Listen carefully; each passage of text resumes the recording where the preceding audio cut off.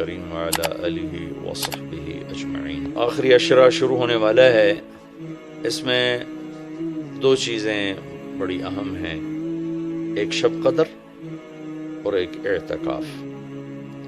شب قدر 5 راتوں میں گھومتی ہے، ایک 27 کی رات ہی شب قدر نہیں۔ ہمارے پورے ملک میں 27 کی رات اس طرح منائی جاتی ہے جیسے یہی شب قدر ہے، حالانکہ اس کو اللہ نے گھما دیا ہے۔ کبھی یہ 21 میں ہوتی ہے، کبھی 23 میں ہوتی ہے، کبھی 25 میں ہوتی ہے، کبھی 27 میں ہوتی ہے، کبھی یہ 29 میں ہوتی ہے۔ اس کو اللہ تعالیٰ نے ایسے متعین نہیں کیا ہے۔ اللہ کے محبوب صلی اللہ تعالیٰ علیہ وسلم تشریف لا رہے تھے شب قدر بتانے کے لیے، تعین کے ساتھ، متعین ہونے کے ساتھ۔ کچھ 2 آدمی آپس میں لڑ رہے تھے، تو آپ نے فرمایا کہ میں آیا تھا تمہیں بتانے شب قدر، لیکن ان کی لڑائی کی وجہ سے اللہ تعالیٰ نے مجھے اس کو بھلا دیا ہے، لہٰذا اب تم اسے 5 راتوں میں تلاش کرو۔ اور یہ اللہ کا بہت بڑا کرم ہوا کہ اللہ نے اسے اس میں گم کر دیا۔ اگر اللہ تعالیٰ اس کو متعین کر کے بتا دیتے، اور آگے آنے والے زمانوں میں تو پتہ ہے کہ شب قدر میں بھی لوگ شراب بھی پئیں گے، زنا بھی کریں گے، تو پھر ایسی اللہ کی پکڑ آتی کہ شاید ہم بندر اور خنزیر بنا دیے جاتے۔ تو اللہ تعالیٰ جیسے وہ دسترخوان اترا، عیسیٰ علیہ السلام کی قوم نے کہا دسترخوان اتارو، ایمان لے، انزل علینا مائدۃ من السماء، تو عیسیٰ علیہ السلام نے کہا یا اللہ دسترخوان اتار، تو اللہ تعالیٰ نے فرمایا اتار تو دوں گا، لیکن پھر کوئی ایمان نہ لایا تو وہ عذاب دوں گا کہ سب دیکھیں گے۔ تو دسترخوان اتارا، پھر بھی لوگ ایمان نہیں لائے، سوائے چند ایک کے، تو اللہ نے باقیوں کو خنزیر بنا دیا۔ تو شب قدر متعین ہوتی اور لوگ شرابیں پی رہے ہوتے، جوا کھیل رہے ہوتے، ناچ گانا کر رہے ہوتے، تو پتھر برسنے یا بندر خنزیر بننا ممکن ہے، ایسا ہوتا ممکن ہے۔ تو اللہ تعالیٰ نے اپنے نبی کی طفیل اس کو 5 راتوں میں گھما دیا۔ ایک تو 5 راتیں جاگنے سے 4 راتوں کی عبادت اور مل گئی، اور ایک شب قدر مل گئی، اور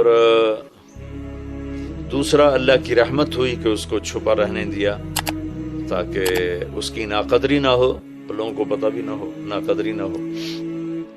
آخری عشرہ مغفرت کا، پہلا رحمت، دوسرا مغفرت، اور تیسرا گناہوں سے، جہنم سے آزادی۔ آخری عشرہ جہنم سے آزادی کا ہے۔ نبی پاک صلی اللہ تعالی علیہ وسلم ساری زندگی اعتکاف بیٹھے آخری عشرہ میں۔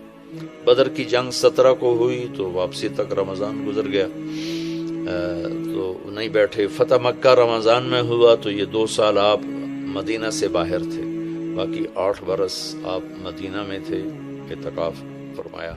آخری 10 ہجری میں جب 11 ہجری 12 ربیع الاول آپ دنیا سے تشریف لے گئے، 10 ہجری آپ نے 20 دن کا اعتکاف فرمایا، اور جبریل کے ساتھ قرآن کا دور 2 دفعہ فرمایا۔ ایک دفعہ آپ نے رمضان میں کسی وجہ سے اعتکاف اپنا ملتوی فرمایا، کینسل فرمایا، تو وہ شوال میں 10 دن آپ دوبارہ اعتکاف میں بیٹھے۔ اعتکاف کا موضوع آکافہ کہتے ہیں مڑ جانا، پھر جانا، پلٹ جانا۔ تو اعتکاف کا مطلب ہے کہ اس طرح یکسو ہو کے بیٹھنا کہ دل اللہ کی طرف پھر جائے، دل اللہ کی طرف مڑ جائے۔ تو اس لیے 10 دن مسجد کے اندر رہنا، اور صرف اللہ سے راز و نیاز اور اللہ کے تعلق بنانے کی کوشش کرنا۔ اللہ کا فضل ہے، ہمارے ملک میں کیا پوری دنیا میں بہت شوق سے اعتکاف میں لوگ بیٹھتے ہیں۔ جب رمضان گرمیوں میں نہیں تھا تو جانا ہوتا تھا حرمین میں، تو ماشاءاللہ جگہ ہی نہیں ملتی تھی بیٹھنے کی، اتنے اعتکاف کرنے والے لوگ ہوتے تھے۔ جب کوئی چیز رسم بن جاتی ہے تو اس کی روح نکل جاتی۔ اعتکاف کا مطلب ہے خلوت میں اللہ سے تعلق بڑھانا۔ لیکن جب وہ اعتکاف ہی ایک مجلس بن جائے اور اعتکاف بھی ایک بھیڑ بن جائے تو وہ اعتکاف نہیں رہتا، نہ نہ اس کا وہ مقصد پورا ہوتا ہے اور نہ اس کا وہ اجر ملتا ہے جو اس پر رکھا گیا کہ ایک دن کا اعتکاف جہنم سے 3 خندق دوری ہے اور ایک خندق کا فاصلہ زمین آسمان کے برابر ہے۔